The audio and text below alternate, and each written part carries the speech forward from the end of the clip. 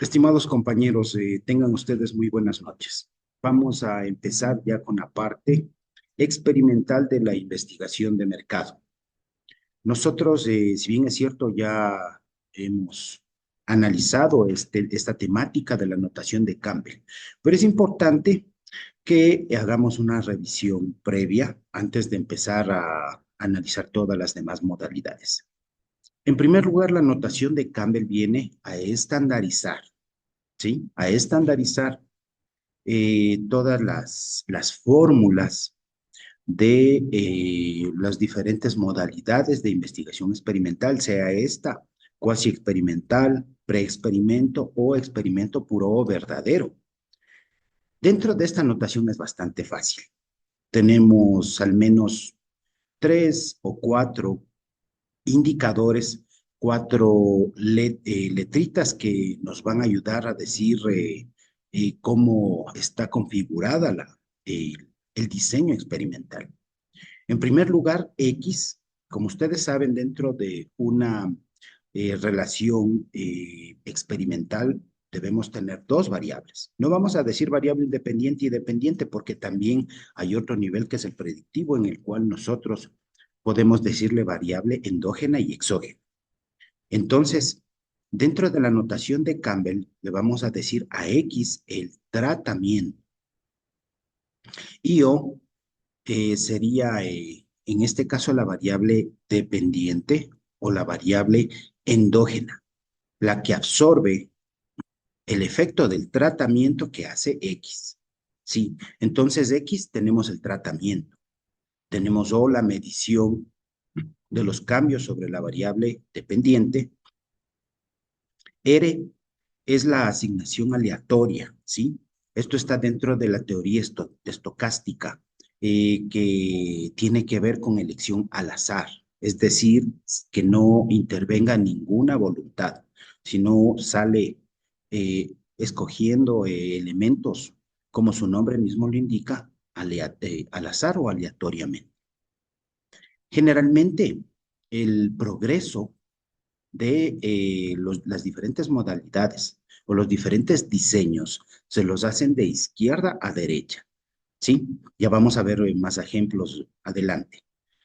Cada, si nosotros tenemos más de un grupo, es decir, no tenemos un grupo único, sino también tenemos un grupo de control, un grupo experimental.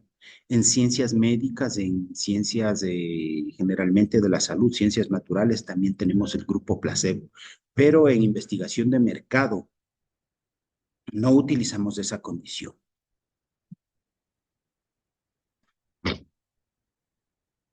¿Tienen alguna duda hasta aquí, compañero? X es el tratamiento, chicos. ¿Sí? Digamos, les doy este ejemplo. Voy a grabar también el ejemplo. Podemos mirar un ejemplo claro, ¿sí? Digamos que nosotros tenemos un grupo de personas con gripe. En este caso, las unidades experimentales o unidades de observación, o unidades de prueba, son las personas, ¿no es cierto? Dentro de este, vamos a tener una condición de enfermedad que se puede medir con O, que sería la fiebre, por ejemplo. La fiebre puede ser una unidad de medida que corresponde a O, a la variable dependiente. Cuando nosotros vamos al médico y nos detecta que tenemos fiebre, tenemos diferentes características, di- eh, algunas características que pueden marcarle dentro de gripe, el médico hace un análisis primero cualitativo, que es la entrevista que nos hace un diagnóstico y nos manda a hacer una medición. Entonces, una vez que él ya concluye que tenemos nosotros una gripe bacteriana, nos aplica un X, que es un tratamiento. En este caso, por ejemplo, el X puede ser el tratamiento penicilina o algún otro medicamento, ¿sí? Nosotros tendríamos, en este caso, X sería la penicilina o sería la fiebre, ¿sí? R sería la asignación aleatoria siempre y cuando nosotros tengamos una población y una muestra que sea seleccionado de dicha población. La manera de escoger esos elementos de la población para convertirlos en el grupo de la muestra es aleatorio. y se lo hace mediante el azar, ¿sí? Entonces, aquí tenemos algunos ejemplos. Nosotros tenemos, por ejemplo, aquí el primer ejemplo, tenemos X, un tratamiento o una medición inicial y o una medición final o una medición uno y medición 2. Dentro de esto, las unidades de prueba, según el texto, se expuso a una variable independiente o tratamiento y la respuesta se midió en O1 y O2. Este es otro caso. El segundo caso es, en cambio, tenemos nosotros dos grupos, ¿no es cierto? Tenemos que nosotros, entre paréntesis, antes de cada una de estas líneas, identificar qué tipo de grupo es. Grupo de control se pone GC, grupo experimental GE, ¿sí? Nosotros vemos entonces que dentro del primer grupo se seleccionó una muestra al azar y se aplicó un tratamiento X1. Se hizo la medición O1. En el segundo se hizo igual, una selección al azar, X2 y O2. Entonces, esto significa que tenemos dos grupos de unidades de prueba que fueron asignados aleatoriamente o al azar, a los cuales se le aplicó un tratamiento, ¿sí? En este caso, tratamientos diferentes, y las variables dependientes fueron medidos en O1 y O2. Así de fácil es esto de la notación de Campbell.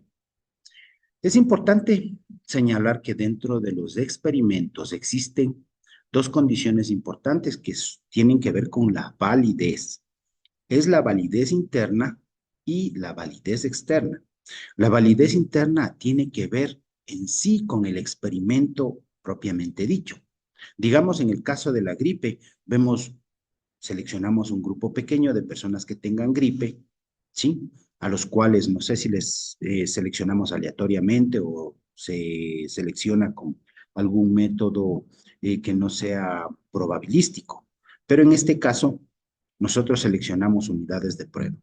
A estos se les aplica un antídoto para su enfermedad, ¿sí? Por ejemplo, la penicilina, como decíamos anteriormente, y se les mide qué es lo que pasó con su fiebre. Su fiebre bajó, su fiebre se mantiene, su fiebre subió. Todo esto, la relación interna entre lo que es el tratamiento, lo que es la medición o de la variable dependiente, eso tiene que ver con la validez interna. Es decir, la validez interna es la medición de la precisión del experimento al manipular una variable independiente mediante un tratamiento y medir los efectos en la dependiente. La validez interna es la precisión de esta relación. A diferencia de la validez externa, que esta no es más que ya no vamos a coger un grupo, sino vamos a replicar en otro grupo. Y si el fenómeno se vuelve a repetir, es decir, la penicilina cura al segundo grupo, este tiene ya una capacidad de generalización. La capacidad de generalización significa que un fenómeno se puede replicar en varias muestras y también en varias poblaciones, ¿sí? Con condiciones homólogas. Por ejemplo, en seres humanos. Entonces, validez interna es las condiciones del experimento, es decir, la relación de la variable independiente o tratamiento, la variable dependiente o medición dentro de las unidades de prueba. La precisión de esto es validez interna y la validez externa es que esa causa y efecto que haya sucedido dentro del experimento pueda replicarse en otras poblaciones o generalizarse. Hasta aquí entonces lo que es la validez del experimento. Ahora, es importante señalar que dentro de la validez interna, nosotros controlamos ciertas situaciones más instrumentales. En cambio, en la validez externa, nosotros tenemos que analizar el ataque de variables externas o extrínsecas. Por ejemplo, yo estoy haciendo un experimento con un número de tiendas. A estas tiendas les aplico una promoción y mido el efecto sobre las ventas. Pero ¿qué tal si tenemos nosotros una variable externa que esté influyendo, que por ejemplo la economía? Digamos que el presidente de la República eh, genera una política en la cual baja el IVA. Eso haría que aumente el consumo. Así que no solo la promoción va a hacer que mejoren las ventas, sino también esta variable externa. Para que nosotros podamos tener criterios de validez externa, tenemos que controlar esas amenazas. Antes de todo, tenemos que identificar qué amenazas nomás tenemos nosotros en investigación de mercado.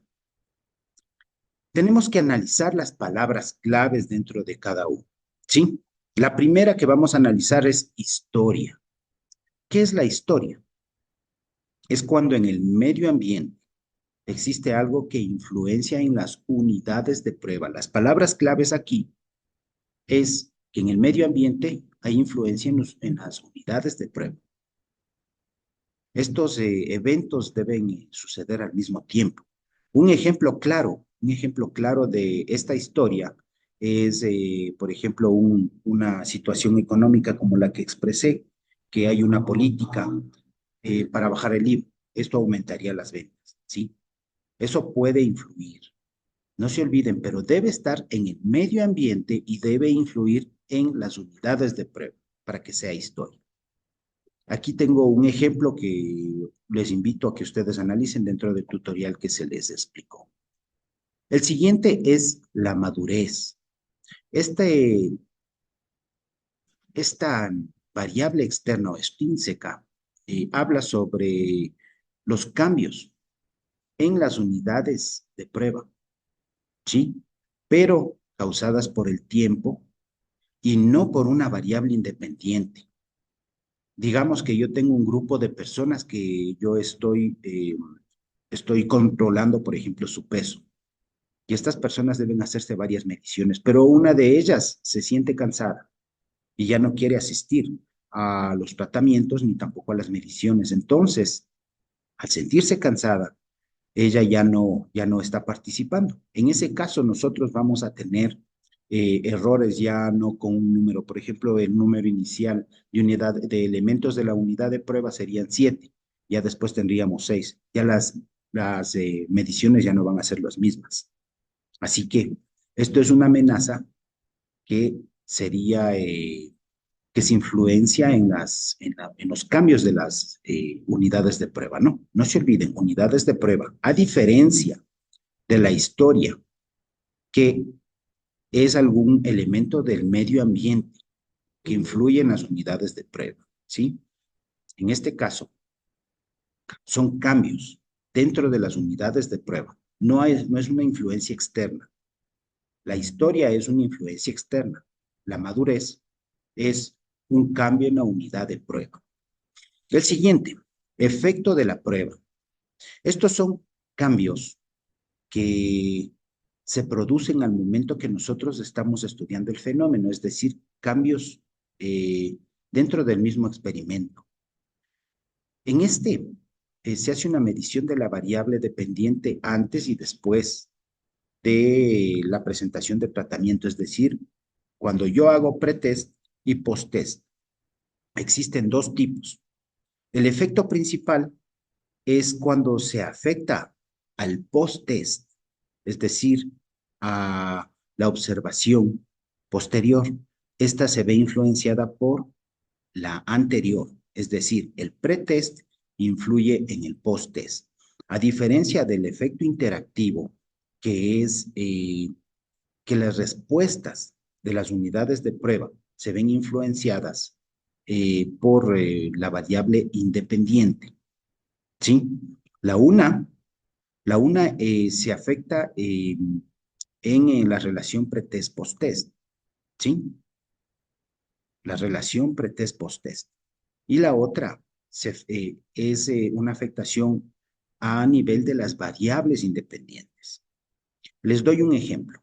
Por ejemplo, en el efecto principal de la prueba, nosotros, por ejemplo, vamos a tener un experimento en el cual yo voy a medir su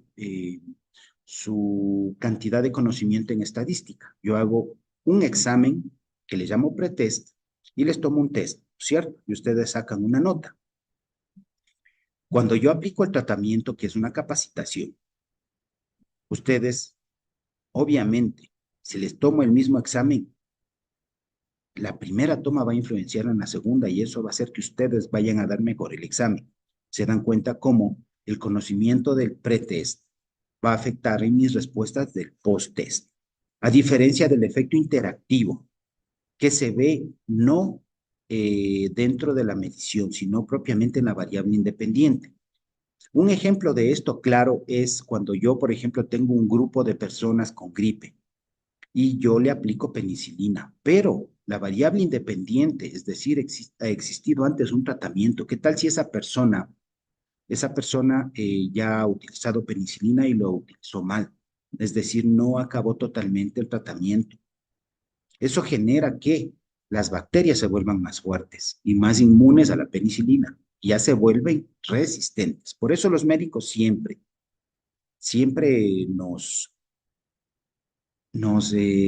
comentan que debemos terminar el tratamiento, porque si no, esta resistencia hace que yo ya no pueda utilizar después penicilina. Esto es un ejemplo de que la medición previa, es decir, el pretest, afecta a las respuestas, pero dentro de la variable independiente. La variable independiente sería el tratamiento, ¿sí?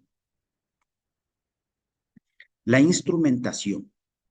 Esto es bastante fácil. Directamente son cambios en el instrumento de medición. Digamos que nosotros estamos midiendo las ventas en el pretest y medimos en dólares. Aplicamos nosotros un X, un tratamiento como por ejemplo una promoción. Y después, digamos que por decreto presidencial nosotros pasamos de dólares a sucres. El cambio dentro de esta unidad de medida de las ventas va a afectar porque no es lo mismo medir en dólares que medir en sucres. Eso es en cuanto a instrumentación, cuando cambia el instrumento. El sesgo de selección tiene que ver con la selección de la muestra. Cuando yo no utilizo aleatorización, esto afecta, esto afecta directamente en la robustez, es decir, en cuán fuerte es mi experimento.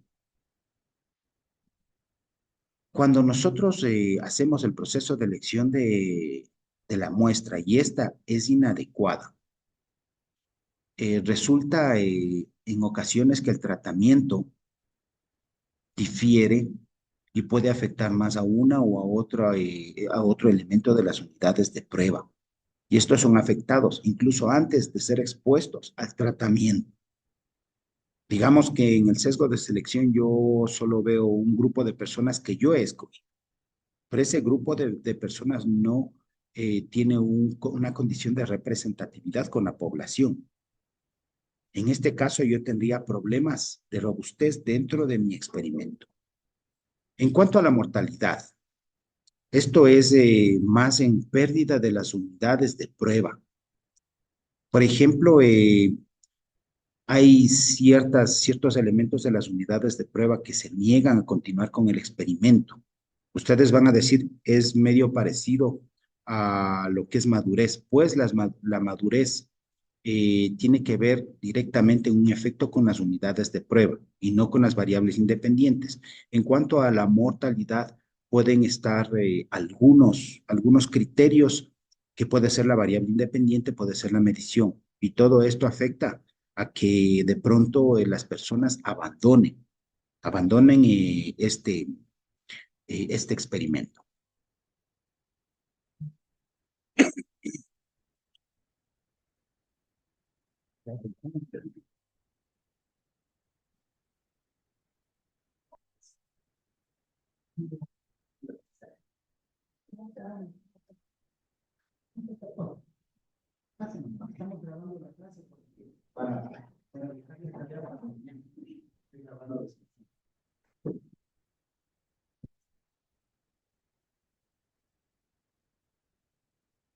Mortalidad.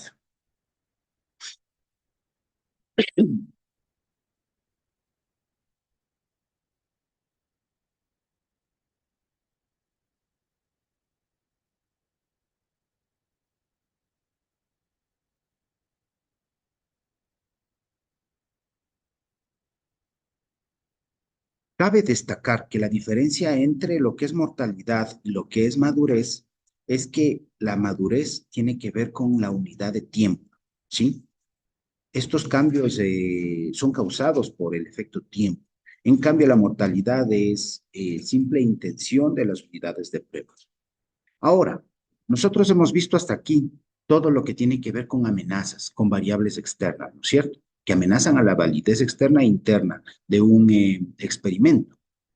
Ahora, ¿cuáles son los principales mecanismos? Nosotros, obviamente, para nosotros como ciencias sociales, ciencias económicas, es bastante difícil que podamos hacer un experimento puro, que es el más importante dentro de la investigación experimental, el experimento verdadero o puro. Ya vamos a ver más adelante las modalidades. Para poder llegar a esto, a un experimento puro, debemos nosotros ver varias condiciones o varios procedimientos para mitigar estas variables externas o variables extrínsecas, ¿sí? Entre las principales tenemos las siguientes. La condición de aleatorización. Dentro de la teoría matemática estocástica, eh, existe una condición que nosotros debemos asignar, escoger, eh, designar. Asignar y designar es diferente, ¿no? El concepto es muy diferente. Y utilizando un método probabilístico, es decir, escogiéndole al azar. Con eso nosotros podemos generar representatividad de una muestra con relación a una población. En este caso, las unidades de prueba son escogidas al azar, como se les comenta. Esto es la condición de aleatorización. ¿Quién era? ¿Algún compañero? Sí. Ah, ya. El segundo criterio es el de pareamiento. Esto se genera cuando nosotros estamos trabajando generalmente con dos grupos, un grupo de control y un grupo experimental. Es importante explicar, cuando nosotros queremos volverle más robusto esta relación grupo de control, grupo experimental, eh, tenemos que balancear las dos unidades de prueba, es decir, la del grupo de control y la del grupo experimental. Les voy a dar un caso de esto de pareamiento. Digamos que yo estoy jugando fútbol y en el curso escojo en un grupo a los más fuertes, a los que juegan mejor fútbol, y en el otro grupo a los que no juegan también fútbol. ¿Qué es lo que pasaría? Habría un desbalance, ¿no es cierto? No sería un juego justo, no tendríamos el equilibrio, no tendríamos la competencia. De la misma manera funciona dentro de los experimentos. Digamos que yo tengo una persona fuerte, tengo que elegir a otra persona fuerte. Yo tengo una persona veloz en un grupo, tengo que elegir a otra persona veloz. Entonces tengo que balancear las características. Cuando yo hago un balance de características, cuando hago un balance de características, puedo robustecer el diseño experimental. El siguiente es el control estadístico. Cuando nosotros hablamos de control estadístico, es el uso de procedimientos estadísticos que nos contribuyen para que el diseño experimental sea robusto. Existe desde el análisis de la varianza. También existe el control de validez interna y externa mediante análisis factorial, y los más altos, los más robustos que se analiza en condiciones matemáticas son las ecuaciones estructurales. Para esto se utiliza la covarianza. La covarianza es más o menos un análisis de la variabilidad, ¿sí? De la relación de los errores de medición. ¿Sí? Esto se ve principalmente en un procedimiento que se llama ecuaciones estructurales. Por eso las ecuaciones estructurales, un nombre similar es la modelización de ecuaciones por covarianza. Este es importante. Otra cosa muy importante es el diseño de control que nosotros elijamos. Es decir, si tenemos nosotros un pretest, un posttest, si es que a este nosotros le agregamos la condición de aleatorización, o si tal vez nosotros vamos a ver dos o tres grupos en los cuales puedo controlar que realmente el tratamiento genera un efecto o un cambio en la variable dependiente. Todo esto vamos a ver de diseño de control, es el tema principal que vamos a analizar dentro de todo este segundo parcial. Muchísimas gracias. Ya, hasta aquí. Por favor, chicos, ¿hay alguna duda que ustedes tengan sobre todo esto? ¿Hay algo que quedó? A ver, vamos desde la notación de Campbell. Está facilito, ¿no es cierto? X es la variable independiente o el tratamiento. O es la variable dependiente o la medición del efecto, ¿no es cierto? Sí, es medición o es medición. R es aleatorio. Si nosotros vemos más de dos líneas, significa grupos.